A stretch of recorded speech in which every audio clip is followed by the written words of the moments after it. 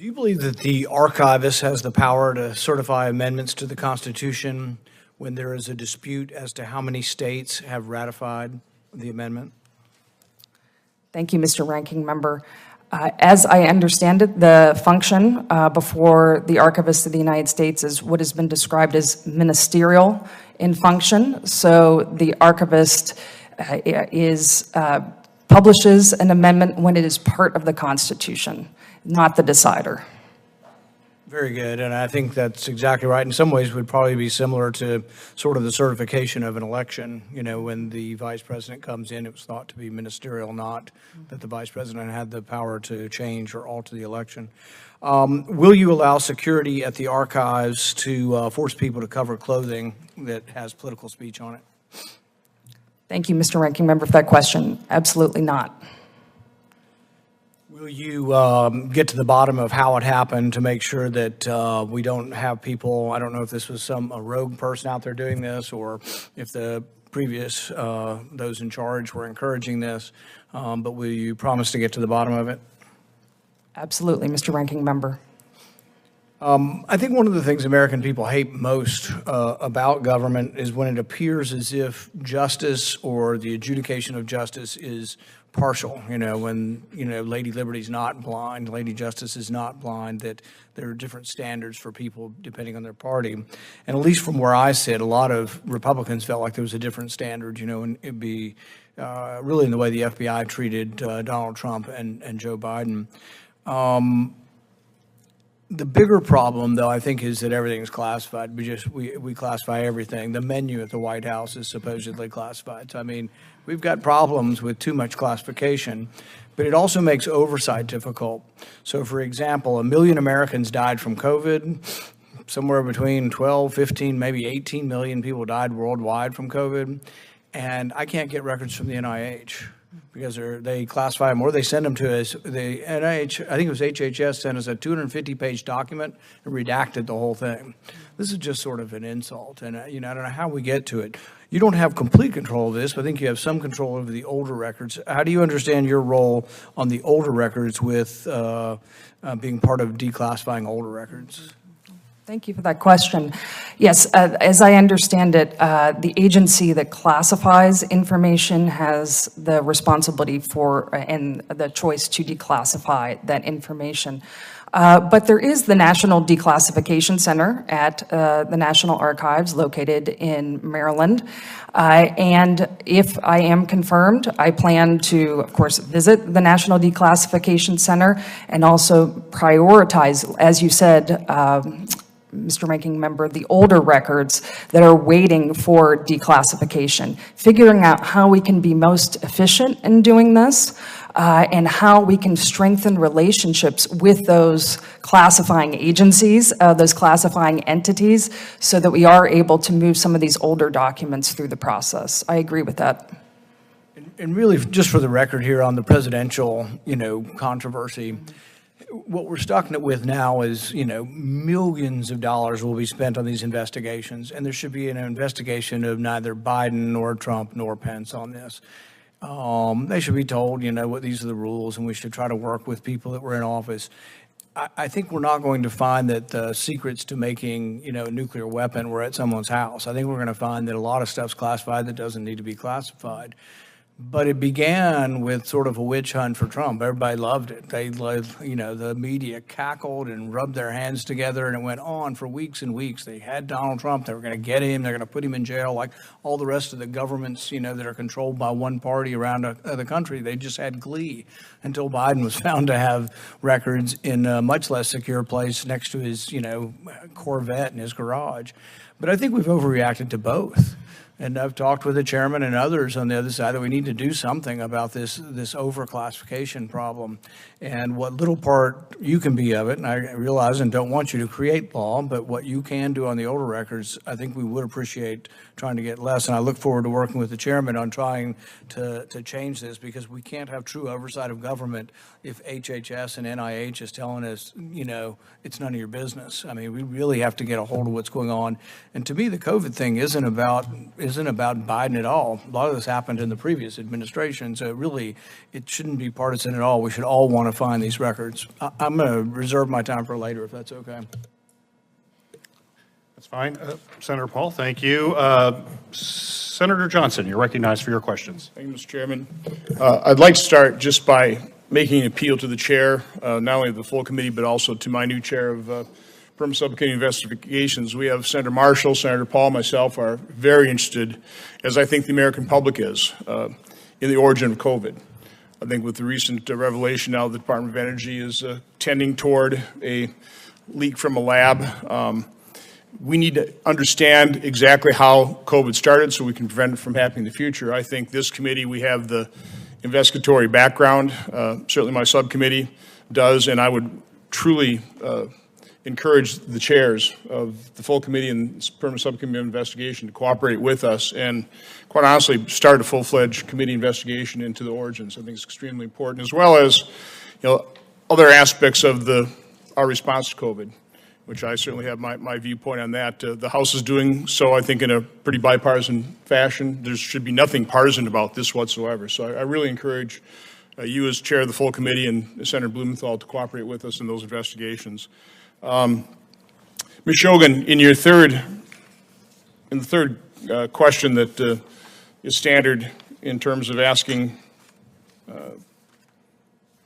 nominees before the committee, do you agree without reservation to comply with any request or summons to appear testify before a duly constituted committee of Congress? If you're confirmed, you answer that in the affirmative. I'm asking, do you agree that that should be request from the minority as well? Thank you.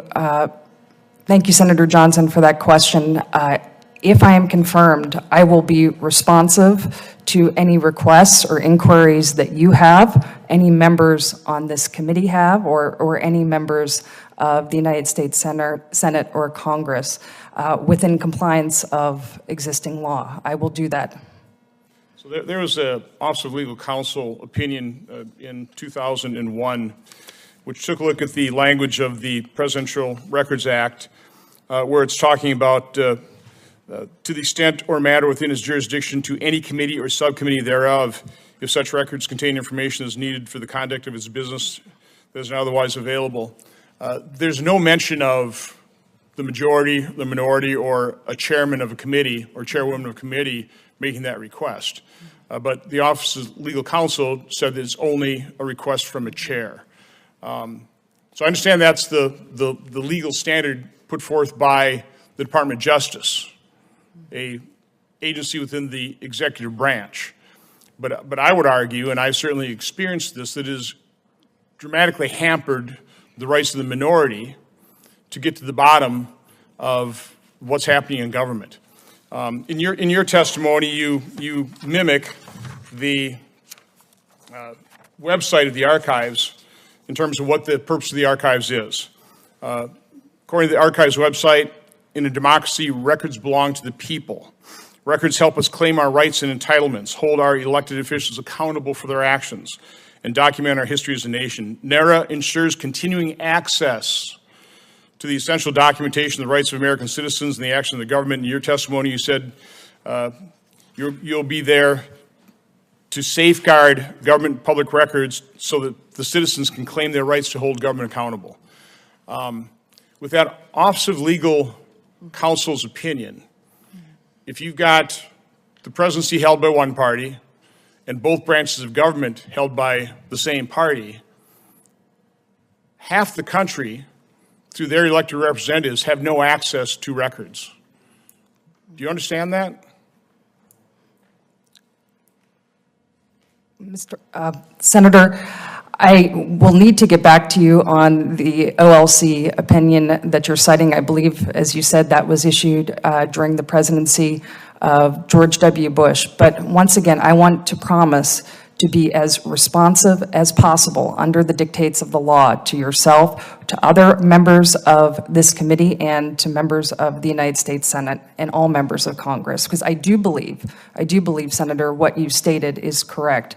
The National Archives holds the records of the United States in custody for the American people. But the American people it's their records. And I look forward to sharing them with as many Americans as possible while following the law. So, by the way, I think current Majority Leader Schumer had an issue with that same Office of Legal Counsel opinion back in 2018. I actually agree with Senator Schumer. I think it is absurd if you believe in transparency of government, if you believe that these records are the records of the people, that in certain circumstances there is no possibility for the minority party to get access to records from the administration, so we can't hold them accountable, and the American public cannot get information that it completely deserves to have. I mean, do you agree with that position? Do you understand the quandary, the problem with that opinion? Senator, I do understand the problem that you're outlining, and once again, I promise if I am confirmed to share as many records as possible with the American people under the dictates of the law. So if you become archivist here, you'll also be in charge of an agency that in addition to archiving other executive branch information, you'll have potential information yourself. For example, communications between yourself and, in this case, the Department of Justice in terms of how to handle the classified information that is in the hands of President Trump, Vice President Biden, or President Biden and Vice President Pence. I'd like to, with consent, enter 2 letters, one January 23rd of this year and also February 24th, written by Senator Grassley and myself to the acting archivist, asking for information related to those investigations. We did not get a satisfactory answer in our January request, so we had to follow it up with a February request. The first one just said, if you become activist, this is a question we asked for the acting archivist, will you provide all records between the archives and the Department of Justice relating to the archives' response to our January 23rd, 2023 letter? I mean, will you provide those types of records? Or are you going to hide behind, oh, there's an active investigation, or only a chair can commit this or request this? Senator, I have not been briefed on any details regarding these incidents due to the Department of Justice investigations. I have not.